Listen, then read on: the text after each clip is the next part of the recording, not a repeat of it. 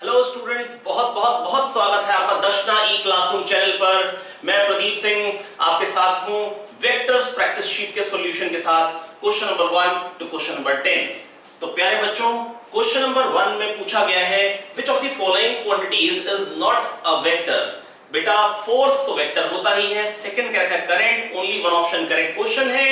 तो बेटा अगर फोर्स तो वेक्टर है, करंट जो है बेटा current is not a vector quantity, क्योंकि वेक्टर के लिए बेटा क्या क्या चीजें चाहिए होती हैं, magnitude, direction and they must follow vector algebra. तो बेटा अगर मान लो इस तार से करंट आ रहा हो 5 एंपियर, है ना, और इस तार से करंट आ रहा हो 5 एंपियर, पर बेटा ये ऐड होके जीरो नहीं होते हैं। अगर इस तार में जाएंगे तो टोटल 10 एंपियर हो जाएगा। इसका मतलब 5 5 10 हो रहा है। सिंपल अलजेब्रा फॉलो कर रहा है, वेक्टर अलजेब्रा यहां पे नहीं आ रही है। Therefore current is not a vector quantity, current is not a vector quantity. इसके बाद अगला क्वेश्चन है, इन द गिवन फिगर कह रहे what is the angle between A and B. कह रहे एंगल, पहले ऑप्शन में कह रहे angle between A and B is 110। No, that's not 110, that is 70. How much we need to turn from direction of A to reach direction of B? That is 70. That is not over here. That is not 110.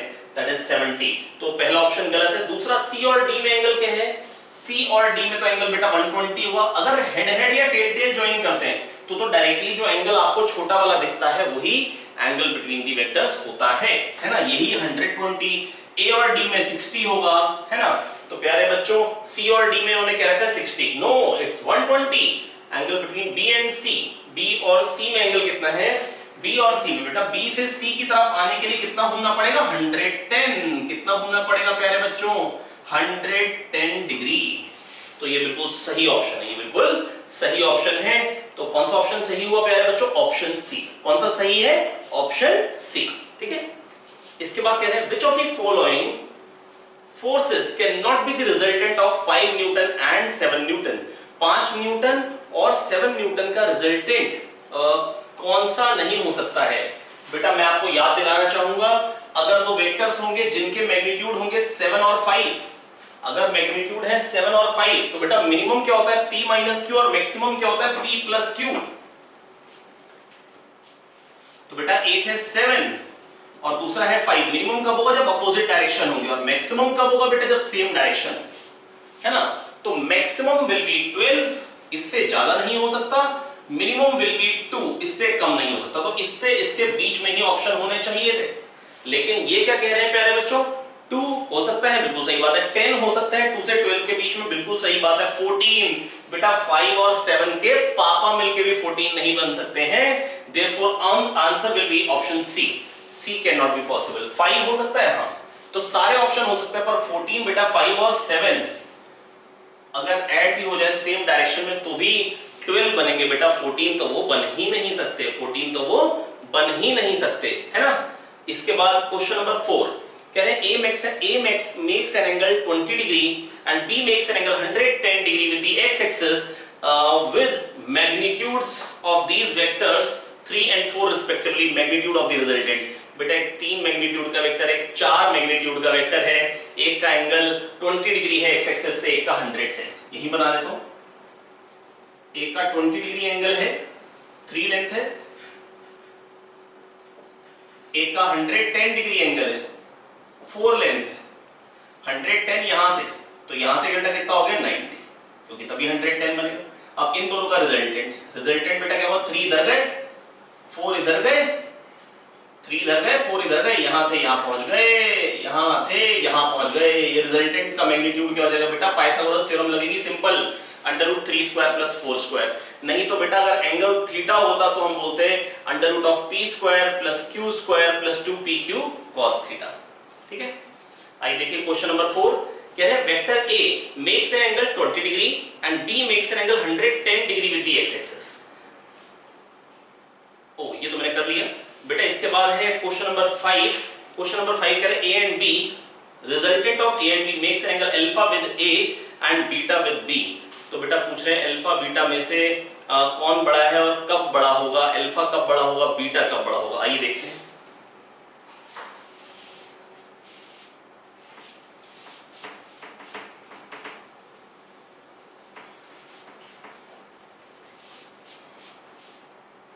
तो बेटा कह रहे हैं ए और B दो vector हैं, मान लो ए बड़ा है मैग्नीट्यूड में और सपोज कर लो बी छोटा है, तो रिजल्टेंट बेटा क्या आएगा, ये आएगा। और किससे एंगल छोटा आएगा बेटा, ए के साथ एंगल छोटा, मतलब बड़े वाले की तरफ होगा। मतलब किसकी तरफ होगा प्यारे बच्चों, बड़े वालों की तरफ। तो अगर ए बड़ा होगा तो अल्फा छोटा होगा, और अगर बी छोटा होगा तो कह सकता हूं बीटा बड़ा होगा। तो बेटा ऑप्शन क्या क्या है, alpha always less than beta, no A option गलत है। बी ऑप्शन है alpha less than beta if B greater than A. B का मैग्नीट्यूड जब बड़ा होगा तो कह रहे हैं तब अल्फा छोटा हो, नो, अगर ए बड़ा होगा तो अल्फा छोटा होगा। तो अगला ऑप्शन बिल्कुल सही है, सी ऑप्शन, कह रहे हैं अल्फा बीटा से छोटा होगा जब ए बी से बड़ा होगा। अगर ए का मैग्नीट्यूड बेटा देख रहे हैं हम साफ साफ दिखाई दे रहा है, बड़े वाले की तरफ आ रहा है, बड़े वाले की तरफ आ रहा है। अब आप अगर ट्रायंगल लॉ से देखेंगे तो ए, ये बी और ये रिजल्टेंट। अब बेटा सोच के तो देखो, जब बी बड़ा होगा तभी तो अल्फा बड़ा होगा। ए के साथ रिजल्टेंट का एंगल क्या है प्यारे बच्चों, अल्फा, बी के साथ क्या है बीटा। तो बेटा बीटा कब बड़ा होगा, जब ए बड़ा होगा। अल्फा कब बड़ा होगा बीटा से, जब बी बड़ा होगा ए से। बेटा जो सामने अगर सामने वाली साइड बड़ी होती तो ये एंगल बड़ा होता है। तो बेटा alpha less than beta if A greater than B. ठीक है, तो मेरे को लग रहा है समझ में आ गया।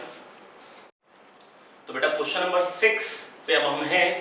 क्वेश्चन नंबर 6 में कह रखा है एक आदमी 10 मीटर चलता है और फिर लेफ्ट टर्न लेता है बाय 60 डिग्री। कितना टर्न लेता है बेटा, लेफ्ट टर्न लेता है, कितने एंगल से, 60 डिग्री से। कह रहे हैं ऐसे 7 टर्न्स के बाद उसकी डिस्प्लेसमेंट कितनी होगी। बेटा देखो पहले उसने क्या चला, 10 चला, ठीक है, और फिर 60 डिग्री का टर्न लिया। ऐसा ही क्वेश्चन हम कर चुके हैं क्लास में। फिर उसने क्या किया बेटा, फिर से 10 मीटर 60 डिग्री का टर्न लिया, फिर 10 मीटर चला। एक बार, दो बार टर्न ले लिए, 3 बार टर्न ले लिए, 4 बार टर्न ले लिए, 5 बार टर्न ले लिए। आप देखें तो ध्यान से हेक्सागन बना रहा हूं, क्यों, क्योंकि बेटा अगर ये 60 डिग्री है तो ये कितना हो गया, ऑटोमेटिकली 120 डिग्री हो गई। और 120 डिग्री और बराबर 10-10 मीटर की साइड्स हैं। इसका मतलब क्या हो गया बेटा, रेगुलर हेक्सागन पे क्वेश्चन है। किस पे क्वेश्चन है, रेगुलर हेक्सागन पे, ठीक है। और ये 5वां टर्न हो गया, है ना, एक पहला टर्न, दूसरा टर्न, तीसरा टर्न, चौथा टर्न, 5वां टर्न, छठा टर्न, और ये 7वां टर्न यहाँ पे आके लिया। तो यहाँ था इनिशियली और फाइनली यहाँ पे आ गया। तो बेटा डिस्प्लेसमेंट क्या हो गई, 10। डिस्प्लेसमेंट क्या हो गई, 10। बहुत ही सिंपल है। ऐसा क्वेश्चन मैं थ्योरी पार्ट में भी कर चुका हूँ सॉल्व, है ना। 10 चला, फिर 60 मुड़ा, फिर 10 चला, फिर 60 मुड़ा, फिर 10 चला, मतलब हेक्सागन पे चल रहा है भाई। तो पहला टर्न, दूसरा टर्न, तीसरा टर्न, चौथा टर्न, 5वां टर्न, छठा टर्न, 7वां टर्न, 7th टर्न पे डिस्प्लेसमेंट क्या हो गई प्यारे बच्चों, 10 मीटर्स। कितनी हो गई, 10 मीटर्स। इसके बाद नेक्स्ट क्वेश्चन कह रहे हैं a vector is directed along 30 degree west of north. बेटा कह रहे हैं एक वेक्टर है, a vector A is directed along 30 degree west of north and another vector B along 15 degree south of east. 30 degree बंद करना है। बेटा कह रहे हैं a vector A is directed 30 degree west of north, a vector B is directed 15 degree south of east. 15 degree south of east. क्या resultant cannot be in the direction. पहला है नॉर्थ ईस्ट, फिर नॉर्थ ईस्ट। नॉर्थ में हो सकता है बेटा, अगर दो वेक्टर होते हैं तो जो उनका रिजल्टेंट आता है बेटा वो दोनों वेक्टर के बीच में आता है। डिपेंड करता है कौन कितना बड़ा है और कौन कितना छोटा है, कौन कितना बड़ा है और कौन कितना छोटा है, ठीक है। तो आइए देखते हैं बेटा, अगर दो वेक्टर्स होते हैं तो जो उनका एडिशन होता है बेटा वो किस पे डिपेंड करता है बेटा, जो एडिशन पे, जो एडिशन के बाद जो एंगल आता है, अगर सपोज करो ये बड़ा है तो रिजल्टेंट इसकी तरफ हो। अगर ये और बड़ा होता, सपोज करो, है ना, अगर मैं ये वाली साइड और बड़ी ले लूं, अब बेटा जो पैरेललोग्राम बनेगा थोड़ा सा उसमें घुस जा रहा है फिगर में, कोई दिक्कत नहीं है। अब जो एंगल आएगा बेटा वो और छोटा हो जाएगा। बेसिकली मैं आपको ये कहना चाह रहा हूं, जितना डिफरेंस होगा ना साइड में, अगर इसको छोटा कर दो तो बेटा रिजल्टेंट और इधर हो जाएगा। मतलब जितना डिफरेंस होगा, मतलब लेकिन आएगा तो बीच में ही। ऐसा नहीं हो सकता अगर आपको एक फोर्स इधर लगे, एक फोर्स इधर लगे, आप इधर चल पड़े। अगर ऐसा हो जाए कि आपको एक आदमी इधर को फोर्स लगा रहा हो और दूसरा इधर पे फोर्स लगा रहा हो एक ऑब्जेक्ट पे, है ना, और ऑब्जेक्ट पीछे हो जा रहा हो, है ना, तो तुरंत चप्पल हाथ में लो और दौड़ो, है ना। तो प्यारे बच्चों मैं बस आपको ये कहना चाह रहा हूं बेटा, बीच में ही आएगा रिजल्टेंट। कहीं पे ये वेक्टर ए है और एक ये वेक्टर बी है, तो बेटा साउथ में नहीं आ सकता, तो यही है पॉसिबल जो नहीं हो सकता, जो नहीं हो सकता। ठीक है, इसके बाद अगला क्वेश्चन, बेटा अगले क्वेश्चन में कह रहे हैं 3 forces are acting on a body in which of the following options can the body be in equilibrium। कह रहे इक्विलिब्रियम में कब कब हो सकती है। इक्विलिब्रियम का मतलब होता है नेट फोर्स जीरो। इक्विलिब्रियम का मतलब क्या होता है प्यारे बच्चों, नेट फोर्स जीरो। और ऐसा क्वेश्चन भी मैं आपको करा चुका हूं। तो इक्विलिब्रियम का मतलब होता है नेट फोर्स जीरो। बेटा क्या 2, 4 और 5 है, तो क्या इक्विलिब्रियम हो सकता है। 2, 4 सबसे पहले छोटे वाले वेक्टर्स लेते, मैक्सिमम वैल्यू 6, मिनिमम वैल्यू 2, तो क्या 5 हो सकता है इन दोनों का रिजल्टेंट कभी। हाँ हो सकता है। तो जब 2 और 4 मिलके 5 हो रहे हो, 4 और मान लो 2 ऐसे है और मान लो मिलके 5 आ रहा, तो बस 5 आप लगा दो फोर्स अपोजिट डायरेक्शन और नेट क्या हो जाएगा प्यारे बच्चों, जीरो, है ना। अच्छा दूसरा क्या है, 1, 2 और 3, तो पहला ऑप्शन ट्रू है, ए ऑप्शन, ये पॉसिबल है, इसमें इक्विलिब्रियम में हो सकती है 1, 2, 3। 1 और 2 की मैक्सिमम वैल्यू क्या होगी 3, तो जब 1 और 2 ऐसा लग जाए तो 3 जब अपोजिट डायरेक्शन में होगा तो 1, 2, 3 और 3 और 3 मिलके क्या बन जाएंगे, जीरो। क्या बन जाएंगे, जीरो। तो इसमें इक्विलिब्रियम में हो सकती है।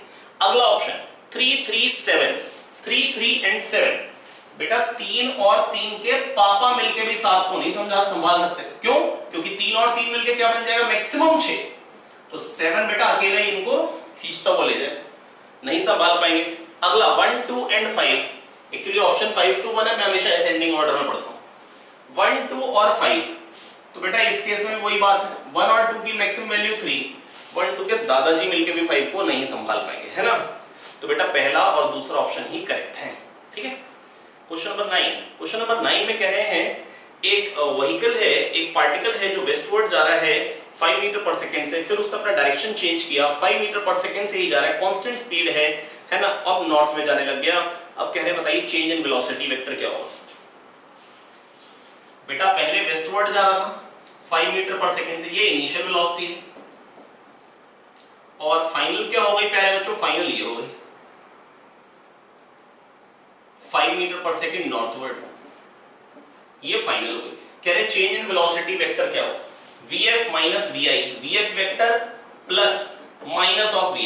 मैं हमेशा सब्ट्रैक्शन को भी क्या बना देता हूं प्यारे बच्चों, एडिशन। क्या बना देता हूं, एडिशन, है ना। तो vf ये हो गया 5 प्लस नेगेटिव ऑफ vi इस तरफ हो जाएगा 5, तो बेटा रिजल्टेंट क्या आ जाएगा 5√2। रिजल्टेंट क्या आ जाएगा प्यारे बच्चों, बेटा क्योंकि परपेंडिकुलर डायरेक्शन में 5√2 आएगा, और ये कौन सा डायरेक्शन होता है, नॉर्थ ईस्ट। कौन सा डायरेक्शन होता है ये, बेटा नॉर्थ और ईस्ट के बिल्कुल बीच आएगा, क्योंकि 5 और 5, तो अगर दोनों जब वेक्टर बराबर होते हैं तो जो रिजल्टेंट होता है बिल्कुल बीचों बीच से जाता है, जो रिजल्टेंट होता है वो बिल्कुल बीचों बीच से जाता है।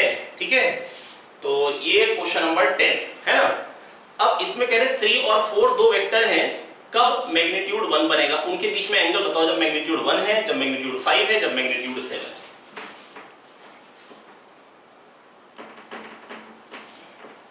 थ्री और 4 दो वेक्टर हैं, कह रहे हैं मैग्नीट्यूड रिजल्टेंट का 1 कब आएगा।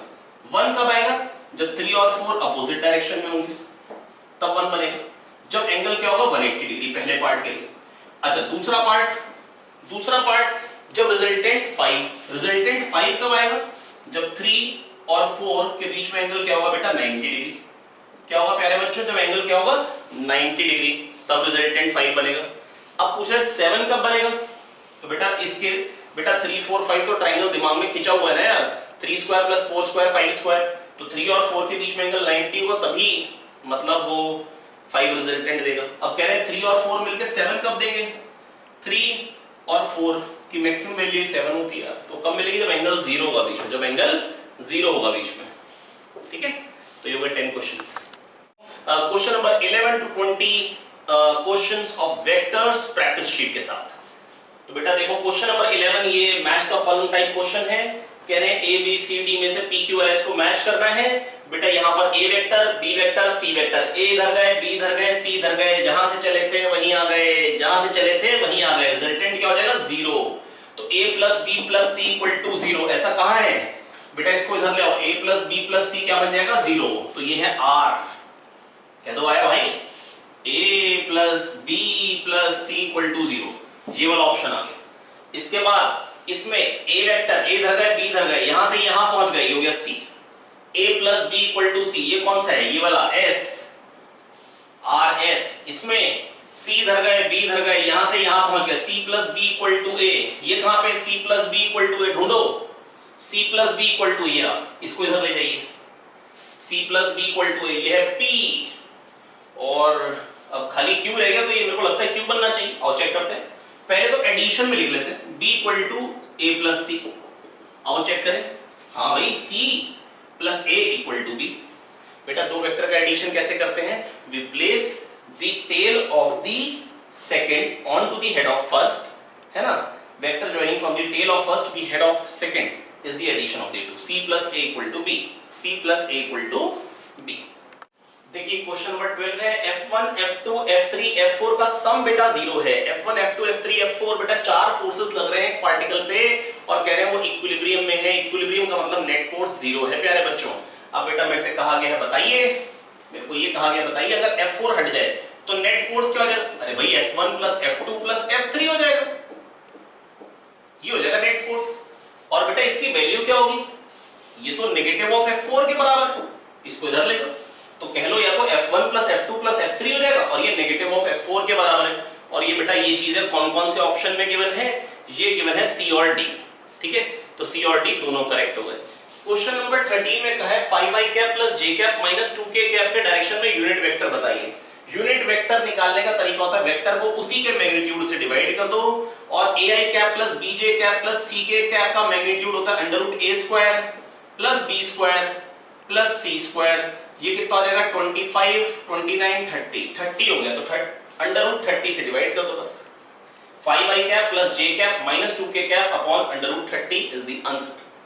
क्वेश्चन नंबर 14, इसमें कह रहे हैं a girl walks 10 metre towards east and then 10 metres 30 degree west of north, then 10 metres 30 degree west of north. बहुत ही सिंपल क्वेश्चन है प्यारे बच्चों, ध्यान से देखते रहिए, सीखते रहिए। बेटा यहाँ पर 10 metre 30 degree west of north कह रहे तीसरी बार अननोन डायरेक्शन में 10 मीटर चली, कह रहे तीसरी बार अननोन डायरेक्शन में चली है ताकि वो वापस अपनी जगह पे आ गई।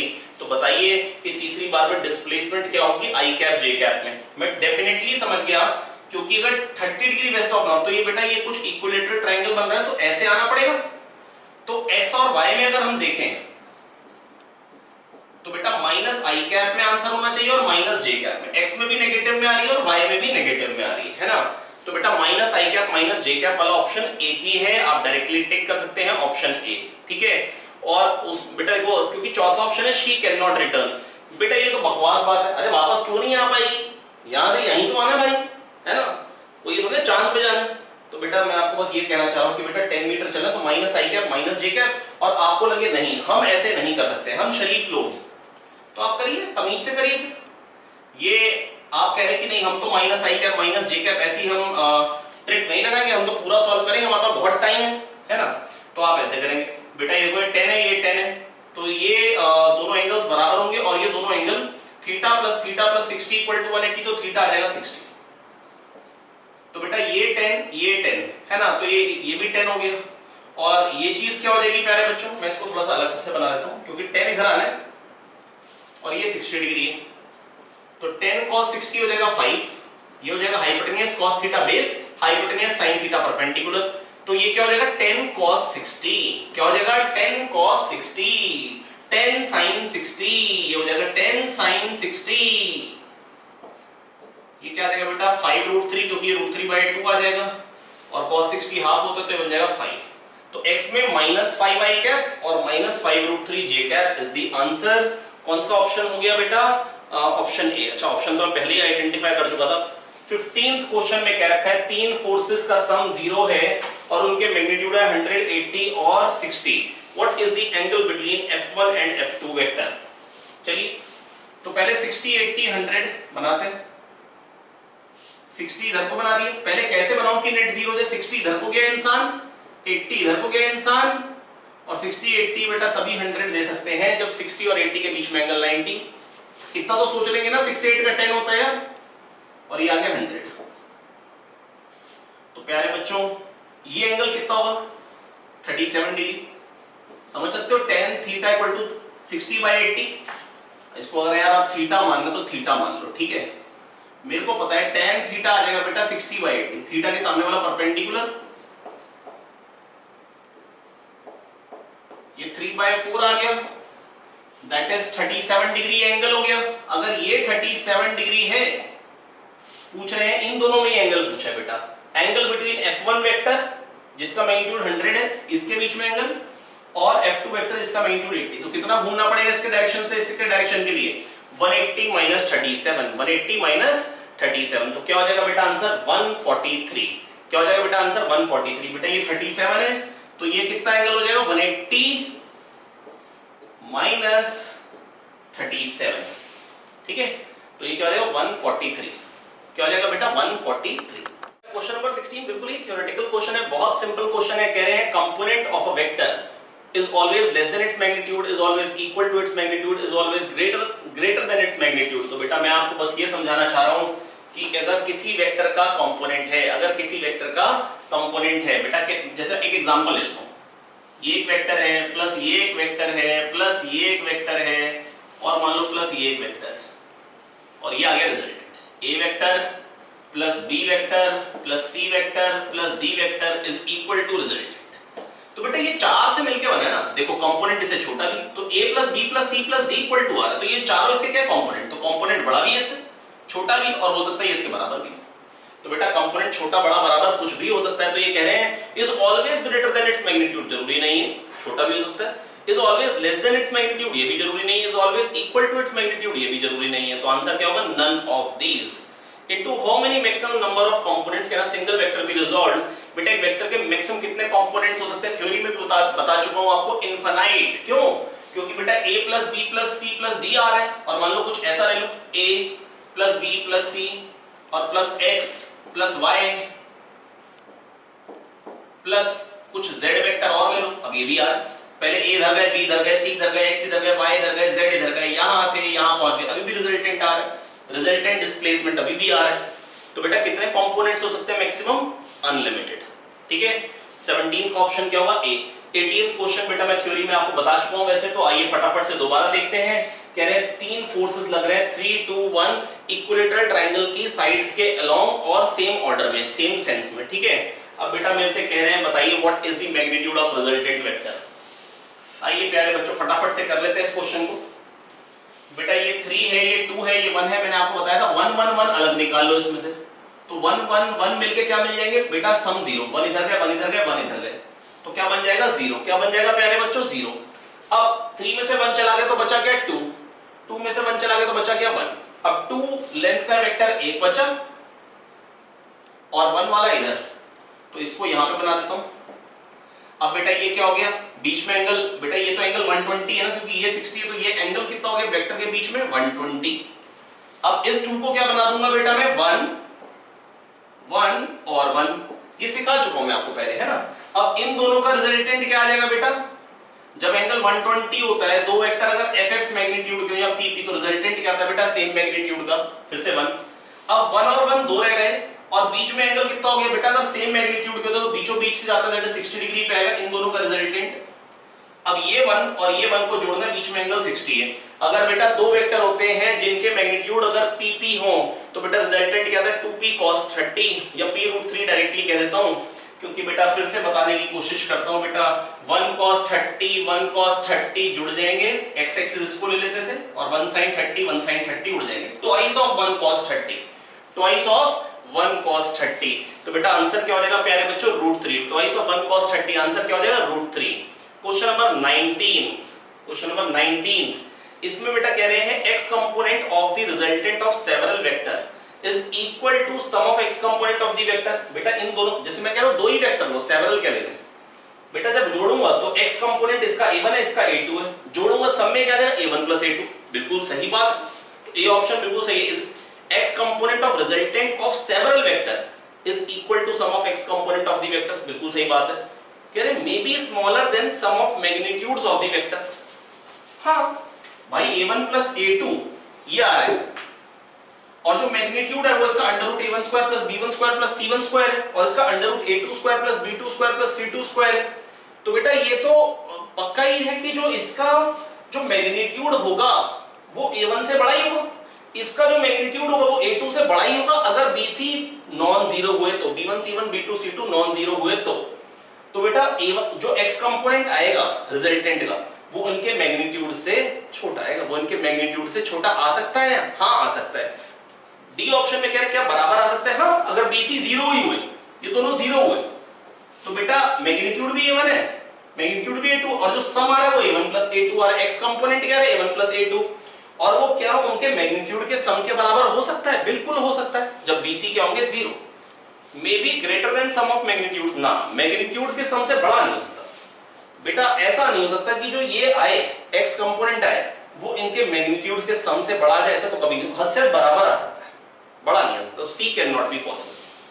डी ऑप्शन, ये तो बहुत ही आसान है, ये थोड़ा सा लंबी 3 लाइनें हैं बस। Consider east as positive X direction, कह रहे ईस्ट को पॉजिटिव एक्स डायरेक्शन मान लो, है ना, नॉर्थ को पॉजिटिव वाई डायरेक्शन मान लो, और वर्टिकली अपवर्ड को पॉजिटिव जेड डायरेक्शन मान लो। A helicopter fly first rises up to an altitude 100 ऊपर जाता है, तो ठीक है, और उसके बाद 500 नॉर्थ, उसके बाद जाता है 500 नॉर्थ एंड 1000 मीटर ईस्ट। पहले 100 ऊपर गया, फिर 500 नॉर्थ, फिर 1000 ईस्ट, कह रहे पोजीशन वेक्टर। बेटा 1000 ईस्ट तो 1000 आई कैप, 500 नॉर्थ के तो 500 जे कैप, 100 ऊपर गया था इसलिए 100 के कैप। बहुत ही सिंपल क्वेश्चन था, बहुत ही सिंपल क्वेश्चन था, है ना, ये आप नोट कर सकते हैं। रिजल्टेंट ऑफ दीज 3 वेक्टर्स मेरे को बताना है। ये 3 वेक्टर है क्वेश्चन नंबर 21 में, इनका रिजल्टेंट। बेटा ये एंगल 37 गिवन है, आप बड़े आराम से कंपोनेंट ले सकते हैं। 5 cos 37, 5 sin 37, मेरे को लग रहा है ये बड़े आराम से आप ले पाएंगे। 5 cos 37, cos 37 4/5 होता है ना, तो ये बेटा क्या बन जाएगा 4, और सिमिलरली ये आप निकालेंगे 5 sin 37, ये 3, वैसे भी ये 4 है, ये 5 है, तो ये 3 होगा, पाइथागोरस थ्योरम से भी निकाल सकते हैं। तो 4 हम कह सकते हैं टोटल इधर है, फिर 3 और इधर है, तो इधर कितना हो गया बेटा टोटल? x में कितना जाना है? 7, x में टोटल कितना चलेगा? 7, 4 और 3, और y में 3 और 2 5। तो बेटा ये रिजल्टेंट का मैग्नीट्यूड क्या हो जाएगा? √5 स्क्वायर प्लस 7 स्क्वायर। क्या हो जाएगा प्यारे बच्चों? √5 square plus 7 square, that is √74। बहुत सिंपल कैलकुलेशन है। 49 प्लस 25 74, और एंगल कितना होगा x एक्सिस से बताइए जरा? tan theta is equals to 5/7, tan theta equal to 5/7, तो थीटा क्या हो जाएगा? tan inverse 5/7। तो रिजल्टेंट का मैग्नीट्यूड ये रहा और डायरेक्शन ये रहा। क्वेश्चन नंबर 22 कह रहे हैं ये फोर्स है। अच्छा, फोर्स का मैग्नीट्यूड क्या बताइए जरा? √6 square plus 8 square plus 10 square. तो बेटा क्या हो जाएगा? 6 square plus 8 square plus 10 square, ये हो गया magnitude. F equal to ma। Mass मेरे को निकालना है, एक्सेलरेशन 1 है, तो मास कितना आ गया प्यारे बच्चों? 10√2। कितना आ गया? 10√2। ठीक है, ये हो गया क्वेश्चन नंबर 22। 23 में कह रहे हैं बर्ड है 1,-2 से 4,2 पे जा रही है 10 मीटर पर सेकंड से, तो बताना है कि उसकी वेलोसिटी क्या होगी। तो बेटा पहले तो ये उसका पोजीशन वेक्टर था, और ये हो गया कुछ टाइम बाद, तो इस डायरेक्शन में जा रही है, तो इससे हमको क्या निकालना होगा? इस डायरेक्शन में यूनिट वेक्टर, 1 लेंथ का वेक्टर, फिर 10 लेंथ का वेक्टर चाहिए, तो इनटू 10 कर देंगे। तो बेटा कैसे करेंगे?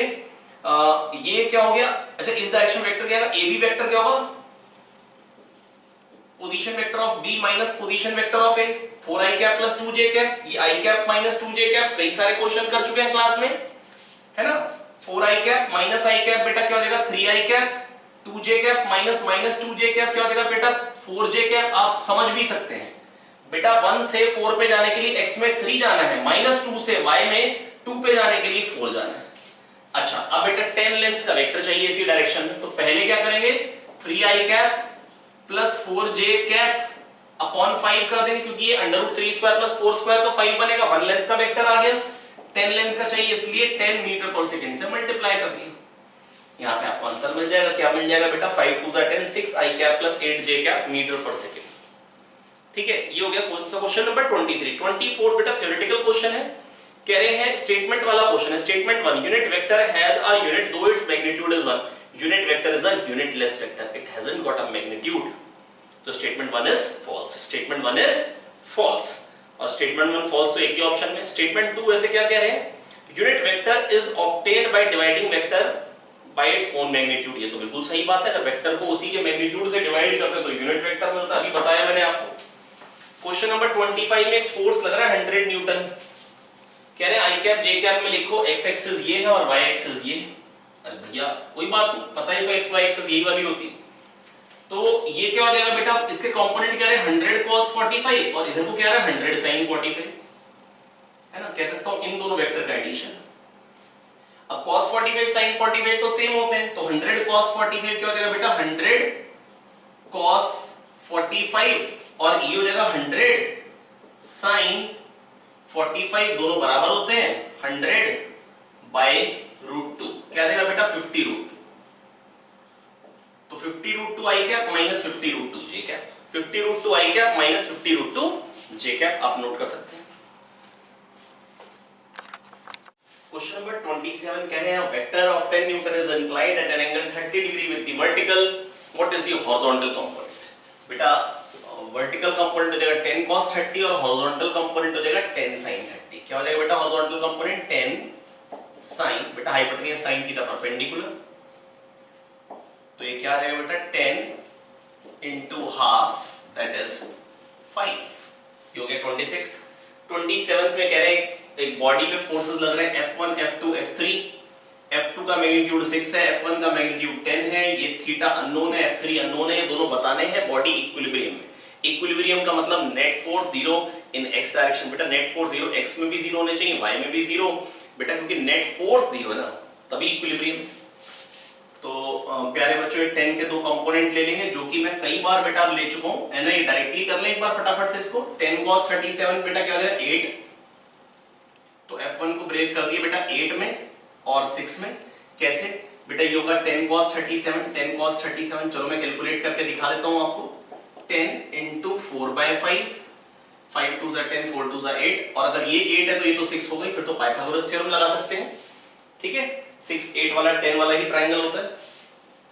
अब F2 के क्या क्या कंपोनेंट है, F2 cos थीटा, तो इधर को F2 cos थीटा एक और आ गया y डायरेक्शन में, और F2 sin थीटा इधर आ गया,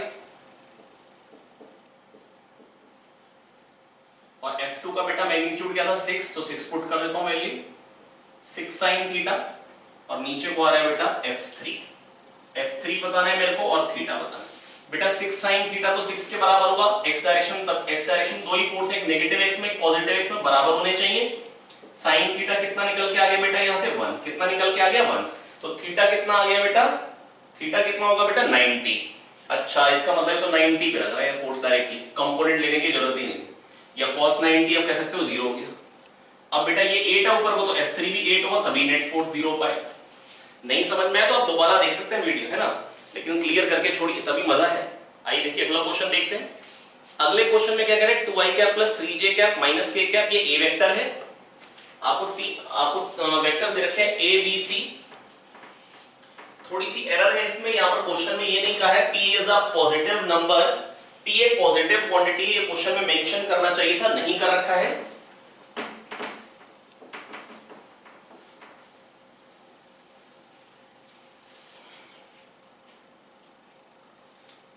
तो प्यारे बच्चों a वेक्टर है 2i cap plus 3j cap minus k cap,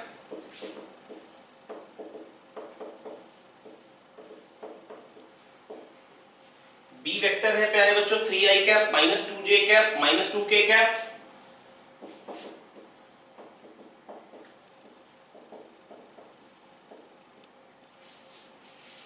minus 2k cap, sorry,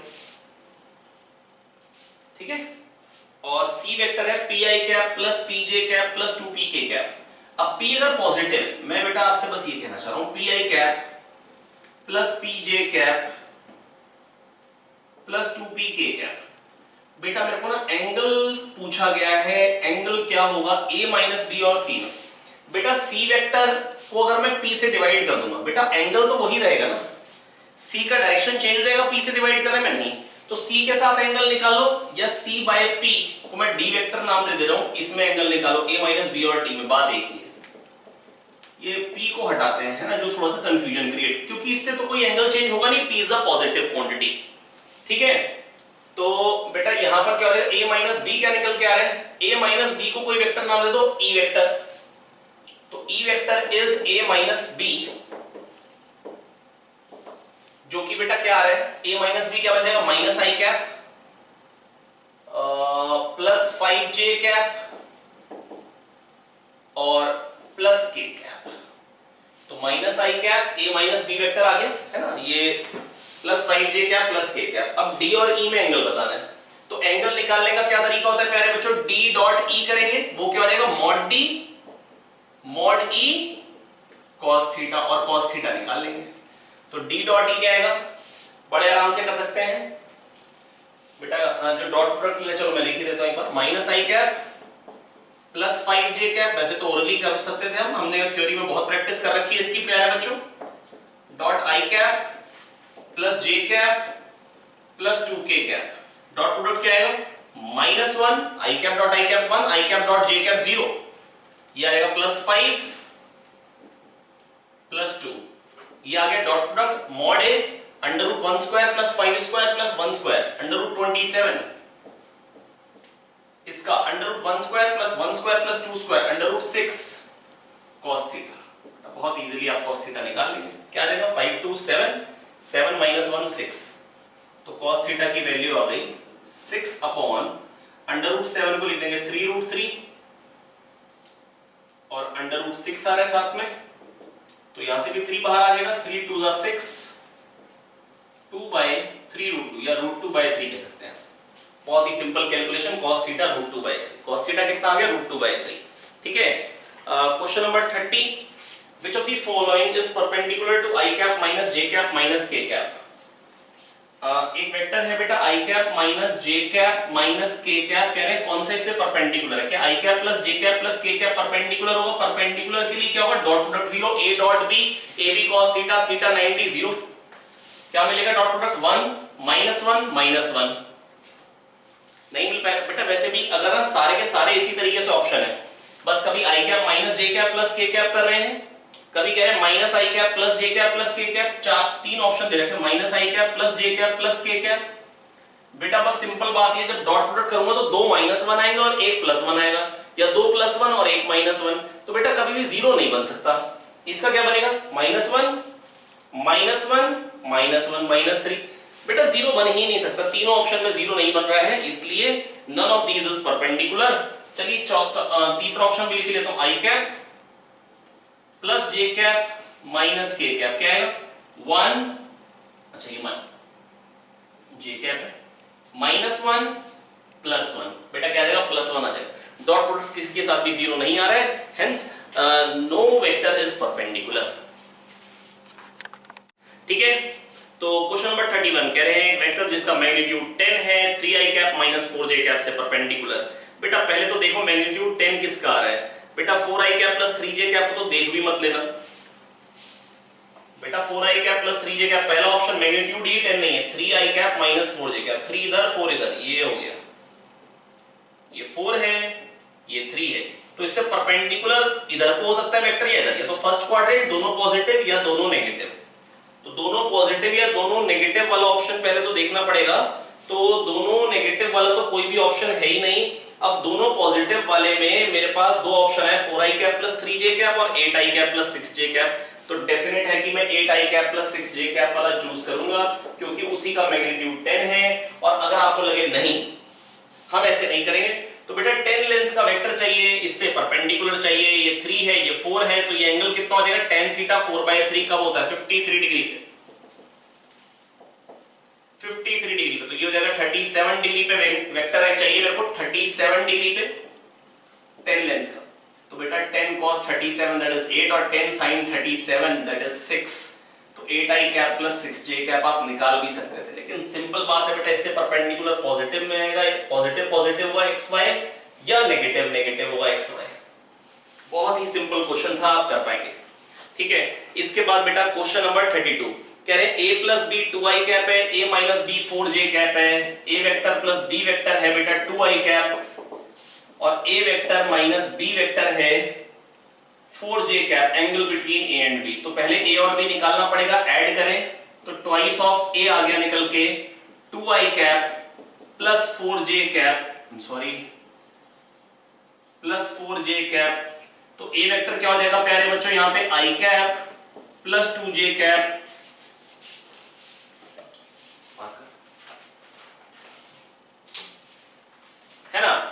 b vector क्या आ जाएगा बेटा, सब्ट्रैक्ट कर सकते हैं, तो 2b वेक्टर क्या हो जाएगा बेटा, ट्वाइस ऑफ b वेक्टर हो जाएगा 2i cap minus 4j cap, तो b वेक्टर आ गया i cap minus 2j cap.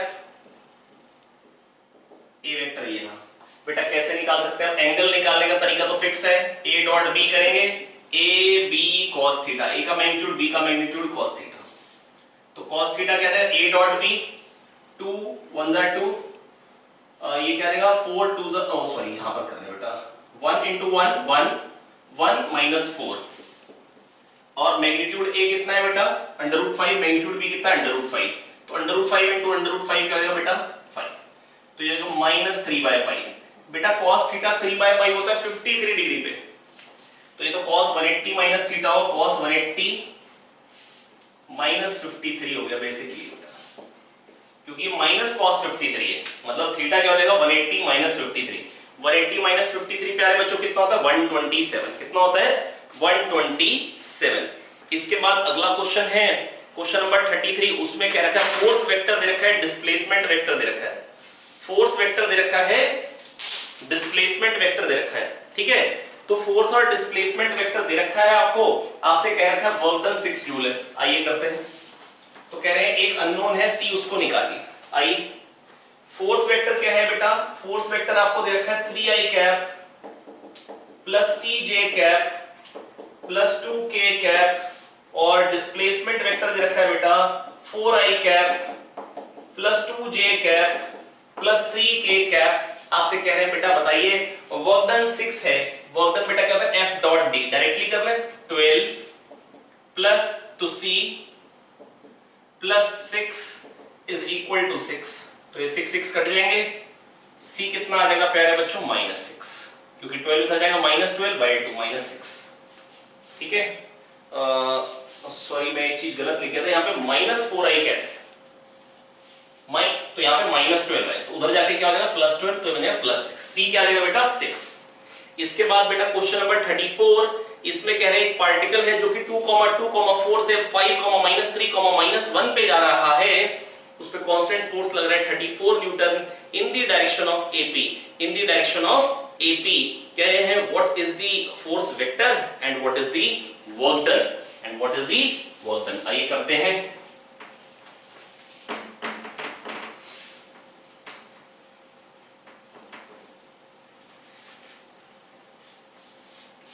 आइए देखेंगे फटाफट से, तो प्यारे बच्चों क्वेश्चन क्या है ये, क्वेश्चन नंबर, मैं कौन सा क्वेश्चन नंबर कर रहा था अभी, क्वेश्चन नंबर 34, ठीक है,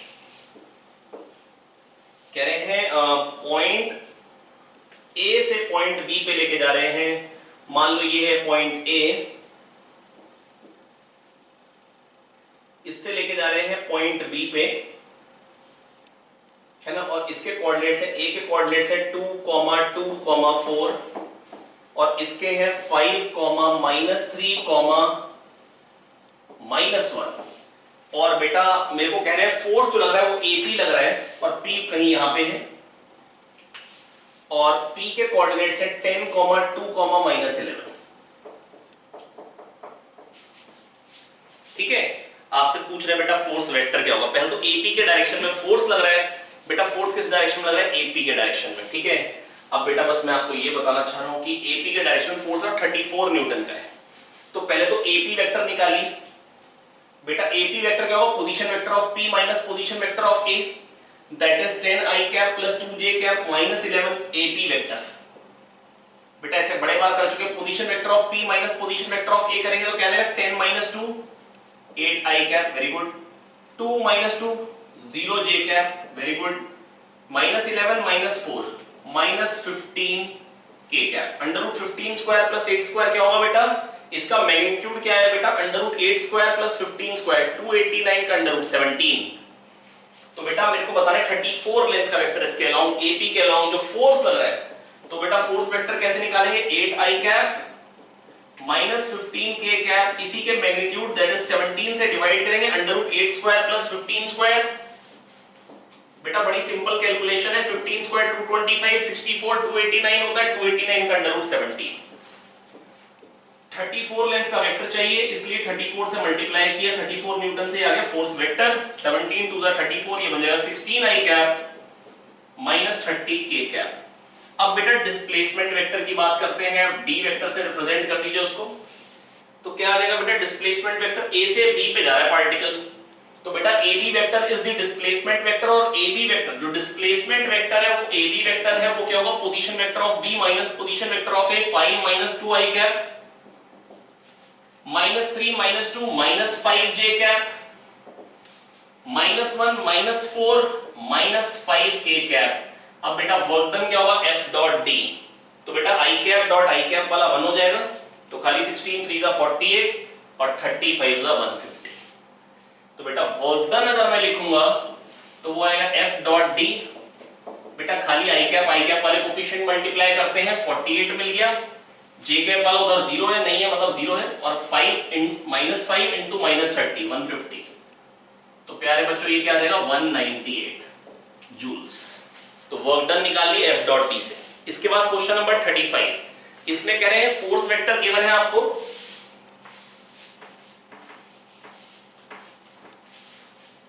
फोर्स वेक्टर बेटा आपको गिवन है, फोर्स वेक्टर है आई कैप माइनस 2 जे कैप, और वेलोसिटी वेक्टर है आई कैप प्लस जे कैप प्लस के कैप।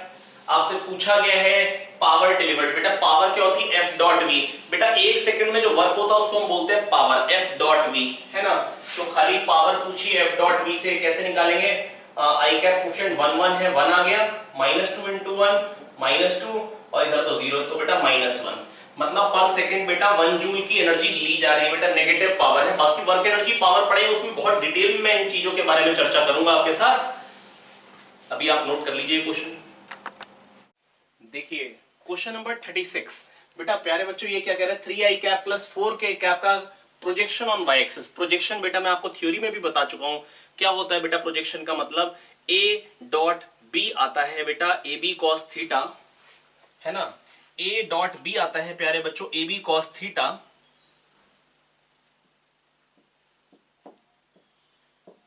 तो इसको मैं कह सकता हूं ए कॉस थीटा, मतलब ए का projection on B into B, तो A cos theta into B, या अगर मैं कहूं कि ए का प्रोजेक्शन निकालना है बी के अलोंग, तो ए कॉस थीटा, मतलब यहां से शेडो डालेंगे तो शेडो की जो लेंथ आएगी, मतलब यहां से लाइट डालेंगे जो शेडो की लेंथ आती है उसको हम बोलते हैं प्रोजेक्शन, तो A cos theta is the projection, A cos theta is the projection.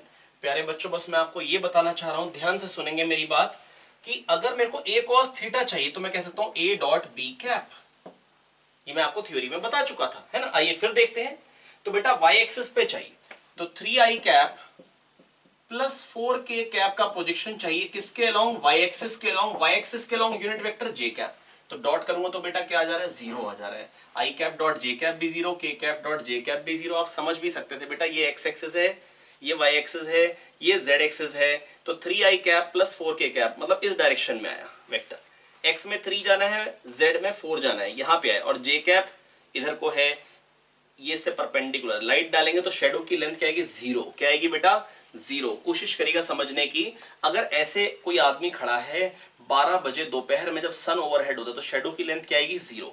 हालांकि तो बेटा ये कभी कभी आपको ऐसा लगेगा 12 बजे भी शेडो की हाइट 0 नहीं आ रही है, क्योंकि बेटा जो सन है ना बेटा वो एक्चुअली एक ही पॉइंट पे होगा, मतलब 12 बजे ना एक पूरी कंट्री के हिसाब से हमने डिसाइड किया था, अलग अलग कंट्रीज का टाइम इसीलिए अलग अलग होता है, क्योंकि जब इंडिया में जैसे हमने डिसाइड कर दी, सपोज करो जब दिल्ली के ऊपर है तो मतलब 12 बजे वाला टाइम है, तो बेटा हम अगर दिल्ली में होंगे तो ही शेडो की हाइट 0 आएगी, है ना।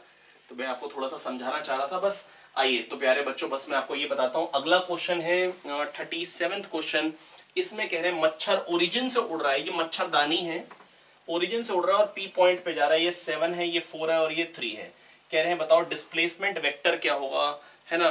तो पहला पार्ट ये, find the magnitude of displacement. अच्छा डिस्प्लेसमेंट का मैग्नीट्यूड पूछा है, तो बेटा यहां से उड़ के कहां चला गया, 7 इधर, ये रेक्टेंगल, ये क्यूबॉइड है, तो ये 7, ये 4, ये 3, तो मैं कह सकता हूं पोजीशन वेक्टर उसका जो हो जाएगा, या डिस्प्लेसमेंट वेक्टर जो हो जाएगा मच्छर का, वो 7 इधर गया है, y में गया 4 और z में गया 3, तो 7 I cap plus 4 J cap plus 3 K cap, ये आ गया बेटा मच्छर का डिस्प्लेसमेंट वेक्टर। मैग्नीट्यूड निकालना डिस्प्लेसमेंट का, तो under root 7 square plus 4 square plus 3 square, 7 square plus 4 square plus 3 square, ये हो जाएगा 25 प्लस 49, ये हो गया 25, तो ये आ जाएगा अंडर रूट ऑफ 74।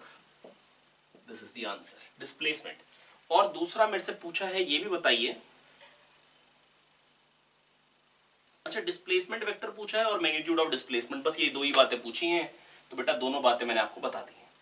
अगला है बेटा एक रेक्टेंगुलर टाइप का फार्म हाउस है और मेरे से पूछा है बताइए कि लेंथ ऑफ फेंसिंग रिक्वायर्ड। बेटा ये एक एंड का पोजीशन वेक्टर दे रखा है 125 मीटर और ये 53 डिग्री, और ये 100 मीटर और ये 37 डिग्री। अब बेटा मेरे से पूछा है बताइए फेंसिंग मतलब जो उसकी बाउंड्री करनी, मतलब बाउंड्री की टोटल लेंथ क्या होगी, मतलब पेरीमीटर बताना है इस रेक्टेंगल का, आप ये भी कह सकते हैं। तो बेटा कैसे करेंगे, आइए कोशिश करता हूं समझाने की। बेटा बहुत ही सिंपल है, हालांकि बेटा बहुत ज्यादा बेसिक मैथ्स है ये तो। 100 cos 37 ये चीज हो जाएगी, 100 cos 37, 100 इंटू 4/5 दैट इज 80, और ये चीज आ जाएगी 60, क्योंकि बेटा 60-80 वाला ही ट्रायंगल होता है। अब ये 53 यहां पे करेंगे तो कचरा ज्यादा होगा, इधर बना देते हैं ट्रायंगल। ये अगर 53 है तो ये वाला एंगल 37 हो जाएगा, और ये क्या हो जाएगा बेस इस ट्रायंगल का 125 cos 37, 125 cos 37 कितना बन जाएगा बेटा 125 इंटू 4/5, cos 37 की वैल्यू 4/5, कई बार याद करा चुका हूं तो, है ना। तो ये क्या आ जाएगा बेटा 5 2 ज़ा 10, और यहाँ पे 2 आ जाएगा 5 5 25 4 ज़ा 100, ये 100 आ गया। और ये क्या हो जाएगा बेटा 125 साइन 37, 125 साइन, बस यहाँ पे 3 आ जाएगा, तो ये बन जाएगा 75। तो बेटा अगर ये 75 है ये चीज, और ये चीज कितनी आई 80, तो ये हो गया 5 मीटर, और ये कितना हो जाएगा 60 ये है, और ये कितना बेटा ऊंचाई कितनी आ रही है बेटा इसकी 100, तो ये हो जाएगा 40, तो ये हो गया 45, और फिर 45 कितना हो जाएगा बेटा 90। तो बेटा फेंसिंग रिक्वायर्ड कितनी होगी बेटा 90 मीटर, या पेरीमीटर कितना हो, फेंसिंग मतलब ऐसे बाउंड्री से नहीं कर देते हैं वो, है ना। तो बेटा फेंसिंग रिक्वायर्ड कितनी होगी 90 मीटर, कितनी होगी प्यारे बच्चों 90 मीटर। लास्ट क्वेश्चन हमारे सामने, अब क्वेश्चन नंबर 39 देखते हैं उस क्वेश्चन को, इनको नोट करने के बाद। तो देखिए हम last question, question number 39 practice sheet के साथ आपके साथ है। तो बेटा ये इसमें पूछा है कंपोनेंट्स क्या होंगे एक्स और वाई एक्सिस के अलोंग, 4 क्वेश्चन है। यहाँ पे कह रखा है एक फोर्स है एन, यहाँ पर है डब्ल्यू एक फोर्स है, कंपोनेंट्स बताने हैं बेटा इन चारों के एक्स और वाई एक्सिस के अलोंग। लेकिन कभी एक्स वाई एक्सिस वही कन्वेंशनल वाली हैं और कभी टेढ़ी वाली हैं। तो बेटा क्या क्या कंपोनेंट्स आएंगे, अगर ये थीटा है एंगल, आइए फटाफट से खत्म करते हैं, ये थीटा होगा फिर, और ये 90 माइनस थीटा एंड हेंस ये भी थीटा। अब इस वेक्टर को कह सकता हूं मैं ये वेक्टर प्लस ये वेक्टर, तो y में पॉजिटिव है और x में भी बेटा पॉजिटिव साइड है, पॉजिटिव x एक्सिस दिखा रखी है, और ये क्या होगा n cos थीटा, तो y के अलोंग आएगा n cos थीटा, और x के अलोंग बेटा हाइपोटेन्यूज sin थीटा पर, ये n है n sin थीटा, तो x के अलोंग क्या आएगा n sin थीटा। ठीक है, यहां पर बेटा x y एक्सिस अब टेढ़ी वाली ले रखी है। अब इस वेक्टर को बेटा क्या लिख सकता हूं, ये वेक्टर प्लस ये वेक्टर, ये वेक्टर प्लस ये वेक्टर, और यही हो गए इस W फोर्स के कंपोनेंट, ये और ये, इन दोनों का समेशन ये बन रहा है। इसका मतलब अगर ये दो का समेशन है तो ये दोनों क्या होगा इसके कंपोनेंट्स, और ये क्या बन जाएगा, ये थीटा है, तो सिमिलरली इस एंगल को भी आप थीटा कह सकते हैं, पैरेलल है, ये 90 माइनस थीटा क्योंकि ये 90 है, फिर ये थीटा, और ये क्या हो जाएगा base, hypotenuse cos theta base W cos theta, पर ये किधर को बेटा नेगेटिव y डायरेक्शन, तो मैं क्या बोलूंगा y एक्सिस के अलोंग क्या कंपोनेंट है माइनस W cos थीटा, और इधर को क्या आ रहा है प्यारे बच्चों W sin थीटा, x में पॉजिटिव आ रहा है, पॉजिटिव W sin थीटा, बेटा hypotenuse sin theta perpendicular.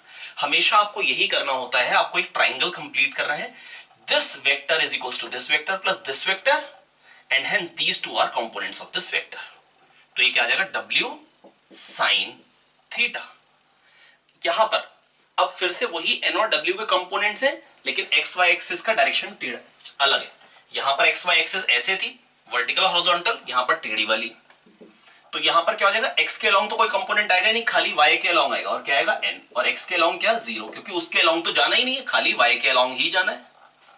Similarly यहां पर भी w का कंपोनेंट खाली y के अलॉन्ग आएगा, और वो भी नेगेटिव y के अलॉन्ग, -w हो जाएगा y एक्सिस के अलॉन्ग कंपोनेंट, और x के अलॉन्ग तो जाना ही नहीं, यहां से यहां पहुंचने के लिए खाली y में चलना है, और वो भी नेगेटिव y में, तो x के अलॉन्ग कंपोनेंट क्या हो जाएगा 0, है ना।